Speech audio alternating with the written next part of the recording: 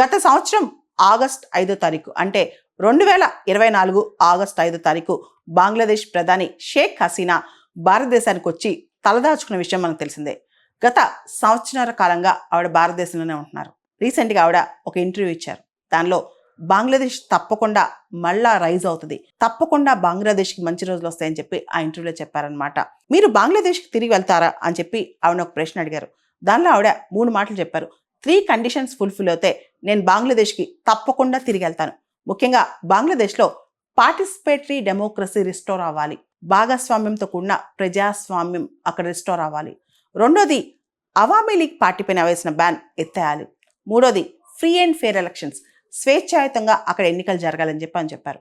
ప్రస్తుతం ఉన్న ఇంట్రిమ్ గవర్నమెంట్ని ఆవిడ దుయ్యబట్టారు. అంతేకాదు మహమ్మద్ యూనిస్ మోనార్క్ లాగా వ్యవహరిస్తున్నారని, ఇండియాతో ఆయన రిలేషన్స్ చెడగొట్టున్నారని అది చాలా పెద్ద తప్పు అని చెప్పి కూడా ఆవిడ చెప్పారు. దాంతోపాటు మనం గమనిస్తే కనుక ఏదైతే బంగ్లాదేశ్లో ఉన్న international crimes tribunal, Bangladesh crimes tribunal ఉందో దానిలో షేక్ హసీనా పైన అనేక కేసులు నమోదయ్యాయి. షేక్ హసీనాకి డెత్ పెనాల్టీ ఇవ్వాలని చెప్పి కూడా చాలా మంది క్రైమ్స్ ట్రిబ్యునల్లో పిటిషన్లు వేశారనమాట. మనందరూ తెలుసు అసలు షేక్ హసీనా ఏ పరిస్థితిలో భారతదేశానికి వచ్చారో. 1971 నుంచి ఈ రోజు వరకు కూడా ఎప్పుడైతే అవామీ లీగ్ ప్రభుత్వం ఉందో బంగ్లాదేశ్ ఇండియా సంబంధాలు అద్భుతంగానే ఉన్నాయి. అయితే ఇప్పుడు ప్రస్తుతం మహమ్మద్ యూనిస్ ప్రభుత్వం మాత్రం అనేక కామెంట్స్ చేస్తూ రీసెంట్గా మహమ్మద్ యూనిస్ చైనాకి వెళ్ళినప్పుడు భారతదేశం గురించి, ముఖ్యంగా ఈశాన్య భారతదేశం గురించి మాట్లాడారు.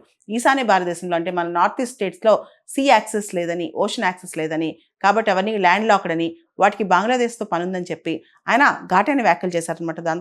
దాంతో భారతదేశానికి కూడా బంగ్లాదేశ్ పైన కాస్త కంటగింపుగానే ఉందన్నమాట. ఈ పరిస్థితిలో షేక్ హసీనా మాత్రం తాను బంగ్లాదేశ్కి తిరిగి వెళ్ళాలంటే కొన్ని కండిషన్స్ ఫుల్ఫిల్ అవ్వాలని చెప్పి చెప్తున్నారు. అయితే ఇప్పటి వరకు కూడా 2024 ఆగస్టు నుంచి ఈ రోజు వరకు కూడా బంగ్లాదేశ్లో ఎన్నికలు జరగలేదు. ఏదైతే మహమ్మద్ యూనిస్ ప్రభుత్వం ఉందో అది కేవలం ఇంట్రిమ్ గవర్నమెంట్ మాత్రమే. అక్కడ అసలు మైనారిటీస్కి రక్షణ లేదని చెప్తున్నారు. పూర్తిగా లా అండ్ ఆర్డర్ దెబ్బతిందని కూడా అంటున్నారు అనమాట. బంగ్లాదేశ్లో ఆర్థిక వ్యవస్థ కూడా అతలాకుతలంగా ఉందని చెప్పి నిపుణులు చెప్తున్నారు. ఈ పరిస్థితిలో అసలు బంగ్లాదేశ్లో ఎన్నికలు ఎప్పుడు జరుగుతాయి, సుస్థిరమైన ప్రభుత్వం ఎప్పుడు వస్తుంది, ఏ పెద్ద ప్రశ్నలు అనమాట. దీనికి సంబంధించి అసలు వచ్చే సంవత్సరం ఏదైతే బంగ్లాదేశ్ ఇంట్రిమ్ గవర్నమెంట్ చెప్తుందో ఎన్నికలు జరుపుతామని చెప్పి అవి స్వేచ్ఛాయుతమైన ఎన్నికలు జరుగుతాయా లేదా అవి కూడా రిగ్డ్ ఎన్నికలైనా, వీటి మీద ఇప్పుడు చాలా డిస్కషన్ జరుగుతుంది.